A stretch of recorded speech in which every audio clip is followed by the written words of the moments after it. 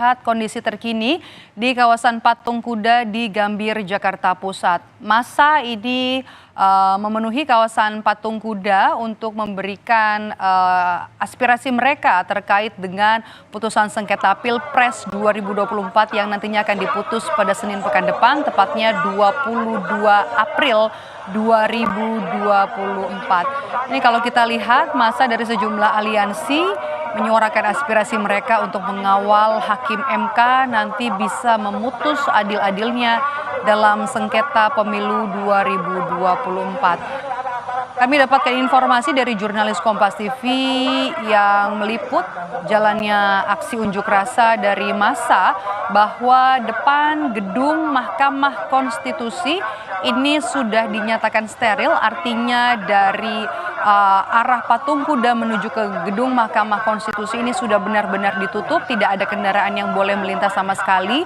Kemudian juga polisi terlihat berjaga untuk menjalankan atau mengamankan aksi damai yang digelar di kawasan Patung Kuda.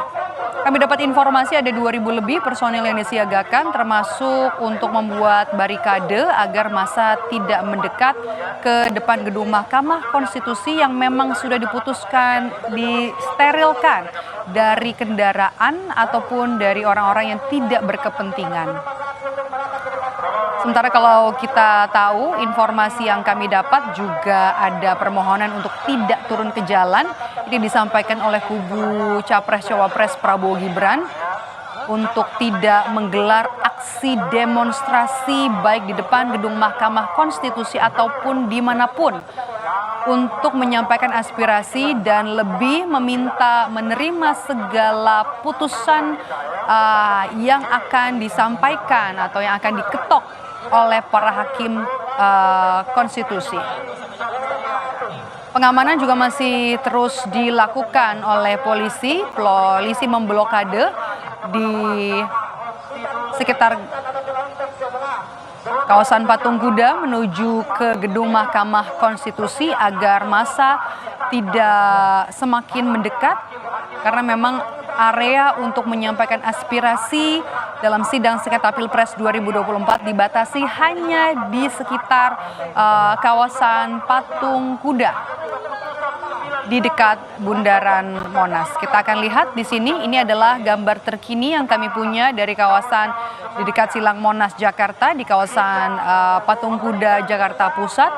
Massa dari sejumlah aliansi ini menyampaikan aspirasi mereka untuk meminta para hakim MK nantinya bisa memutus seadil-adilnya sidang sengketa Pilpres 2024. Kita tahu Mahkamah Konstitusi nantinya akan memutus sengketa Pilpres pada 22 April 2024. Sejumlah dinamika masih terus terjadi.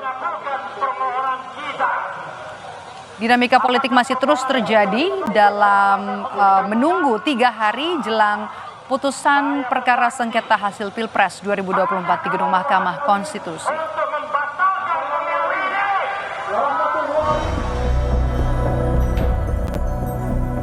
Tiga hari lagi, Mahkamah Konstitusi akan memutus perkara sengketa hasil Pilpres 2024. Tudingan kecurangan dan pelanggaran pemilu yang terstruktur, sistematis, dan masif dituduhkan pasangan Capres-Cawapres Anies Mohaimin dan Ganjar Mahfud.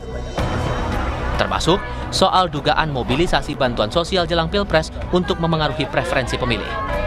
Atas tudingan ini, MK telah memanggil 4 Menteri Jokowi untuk menjelaskan benar tidaknya tudingan ini. Salah satunya Calon Presiden dengan perolehan suara terbanyak, Prabowo Subianto, menegaskan tuduhan itu sama sekali tidak berdasar dan melukai perasaan simpatisan dan para pemilih Prabowo Gibran.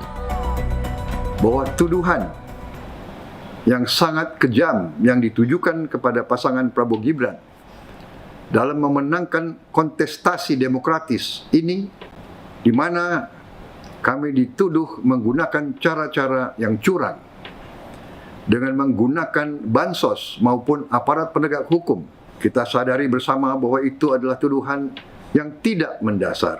Dan kami dapat memahami bahwa pendukung Prabowo Gibran, para pemilih Prabowo Gibran, sungguh amat terganggu dan memiliki reaksi yang cukup menyentuh hati terhadap tuduhan-tuduhan tersebut. Jelang putusan MK, sejumlah pihak mengajukan diri sebagai amicus curiae atau sahabat pengadilan.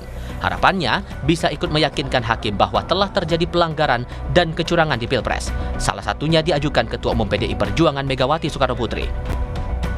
Ahli hukum tata negara meyakini amicus curiae ini tidak akan mengganggu independensi hakim konstitusi dalam melahirkan putusan. Terlebih dalam Undang-Undang MK, selain 2 alat bukti, diperlukan juga keyakinan hakim yang didapatkan dari luar ruang sidang. Dalam mengambil keputusan, kita itu kan mengenal pembuktian bukan pembuktian formil yang hanya berdasarkan pada alat bukti. Tapi kita kenal pembuktian undang-undang negatif.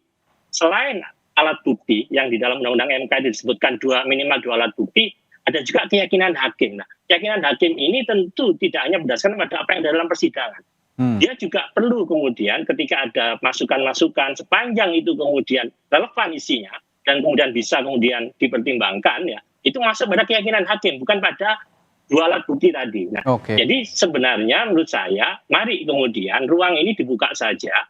Pada akhirnya kan kita yakin amicus curiae ini tidak akan kemudian mengganggu independensi hakim MK. Selain amicus curiae, baru kali ini juga MK memberikan ruang bagi para pihak sengketa Pilpres untuk menyerahkan kesimpulan.